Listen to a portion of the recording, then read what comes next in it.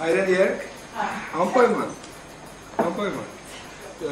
کنسرت گیشه یکی This is a sabotage. آقای اندیش ما در آنجا در لس آنجلس تنها فعالیت خواننده بله من تن و پرودیوس کردن تو استودیو بعد موقعیتی بود که کار دیگه انجام میدادم انجام نمیدادم به خاطر هفته 2-3 دقیقه فوتبال بازی میکنم آره اون عشق دوم منه یک خانمی مثل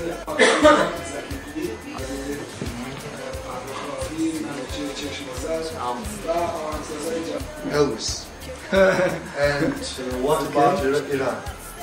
Had your tours with songs, with concerts, with programs? No, I am not a jazz fan.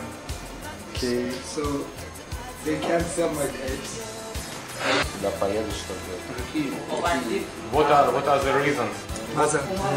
But my whole being is because of music, and if I can't go back and perform, there is no sense of going back. Поэтому если я не могу поехать теперь, authorities has always been on good terms because although they don't like and appreciate our music, but the character of my music and my band is usually has been clean.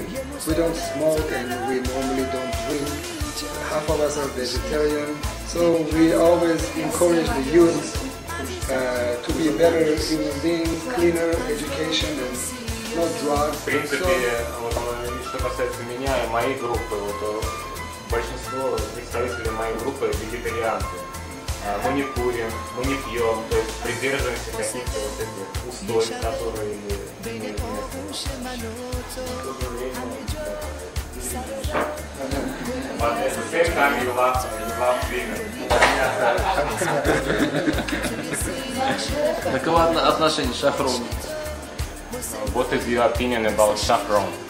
Shahram Shapare, he's a great singer. Он очень выдающийся певец.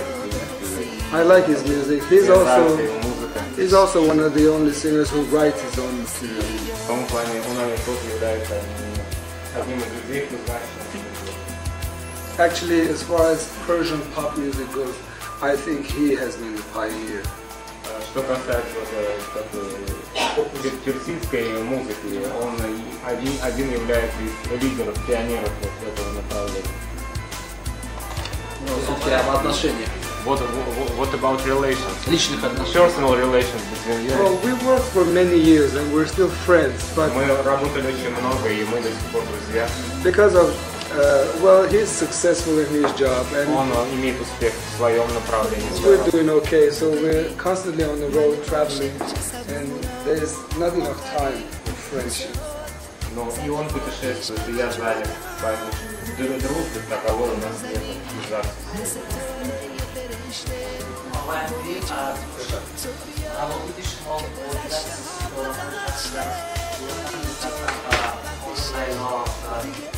آقای سیاوش خانم بگوش چقدر چطور از در آنجا؟ همشون دوست هست ولی هیچ وقت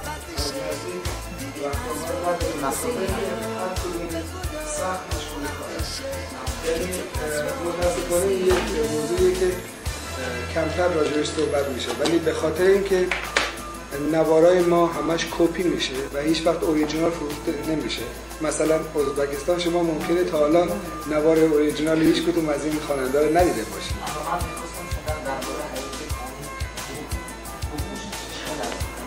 بله اونم میگم منظورم اینه که دلیلی که این خواننده با هم رفت آمد نزدیک ندارن چون وقت ندارن همشون سخت مشغول کارن اگر این نوارا اوریجینال فروخته میشد اونا از لحاظ مالی تامین می‌شدن و میتونستن بیشتر وقت بذارن برای زندگی عادی برای همین هم سخت همه کار میکنن که فقط زندگیشون بگذره یک سوال است خانم بگوش حالا در صحنه هستن یا نخیر ایشون در ایران زندگی میکنن در ایران هستن و نمیکنن پس از ترک گفتن شهر سمرقند شما یا اون کلیپی نو تهیه کردنی هستید یا نه یا نو کلیپی بله من فکر می‌کنم یک کلیپ درسته از که تمام جاهای تبدیل می‌شن و ممکنه شما توش باشید In clip Аймали. Далее. Вчера, когда мы взяли у вас интервью, вы сказали, что история создания песни «Модар» — это когда ваша мама сильно заболела, его мама. Yesterday we got interview from you. You said that the history of Modar song is connected with the illness of